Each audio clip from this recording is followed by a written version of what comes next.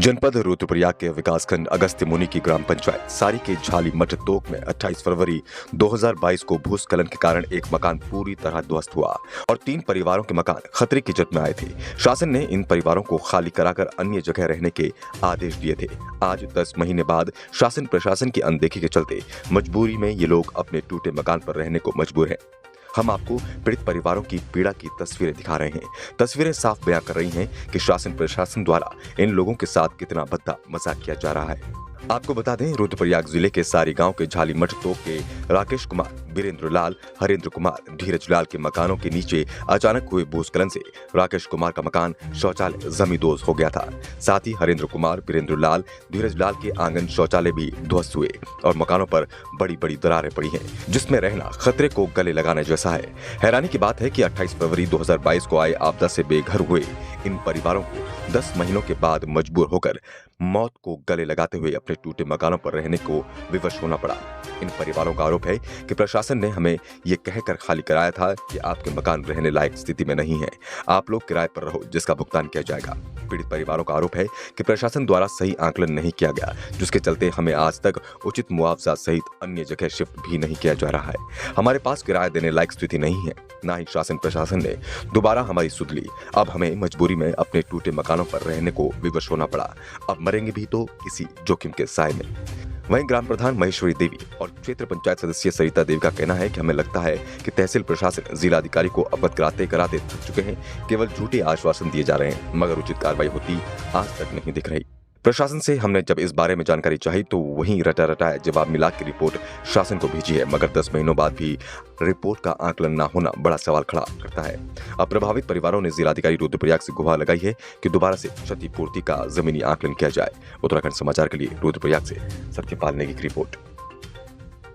और जो आप देख सकते हैं यहाँ पे जो 22 फरवरी को यहाँ पे जो भूस्खलन हुआ था, उसमें ये कई घर और कई परिवार यहाँ पे घर से बेघर हो गए हैं। यहाँ पे 3 परिवार रहते हैं और 3 परिवार में से एक परिवार को यहाँ पे 1,19,000 रुपये ये राहत कोष मिली थी और उसमें 2 परिवार वाले 1,900 रुपये राहत मिली थी और 2 परिवार वाले ऐसे ही रह गए हैं। और उस समय प्रशासन वालों ने यहाँ पे खाली करवाया था और बोला था कि तुम कहीं किराए पर रह रहे हैं, तो उसमें उन लोगों ने ना तो इन लोगों को किराया दिया है और ना इन लोगों की खाने पीने की कोई व्यवस्था की है। और फिर ये लोग जाएं तो जाएं कहाँ। तो मैं सरकार से ये रिक्वेस्ट करना चाहती हूँ और ये अभिनंदन करना चाहती हूँ कि आप थोड़ा इन लोगों पे थोड़ा ध्यान दें और इन लोगों को जो इन लोगों का बनता है और इन लोगों के लिए रहने की कुछ व्यवस्था करें और जो इन लोगों को विस्थापित की मांग की है, इनकी मांग पूरी की जाए। और ये चाहते हैं, ये सब लोग चाहते हैं और मैं भी हाथ जोड़कर विनती करना चाहती हूँ कि आप लोग स्वयं यहाँ आकर के और दोबारा यहाँ मौके पे आ जाए और इन लोगों को तसल्ली। पर जो 7-8 परिवार हैं वो किराए पर रहते हैं और प्रशासन की वजह से प्रशासन ने ही उन्हें जो है किराए पर रहने के लिए बुलाया। अभी तक 10 महीने गुजर गए हैं। 28 फरवरी को जो है वो भूस्खलन हुआ था और 10 महीने गुजर गए हैं। अभी तक कोई भी वो ना किराया मिला है, ना तो उनकी तरफ से कोई वो मिल रही है, हमें मुआवजा मिल रहा है। और हम लगातार डीएम साहब के पास भी गए थे, उनकी तरफ से भी कोई एप्लीकेशन आई थी, तो वो बोल रहे हैं कि बस आपकी जो है फाइल फुल जमा हो रही है, प्रशासन इस पे कोई।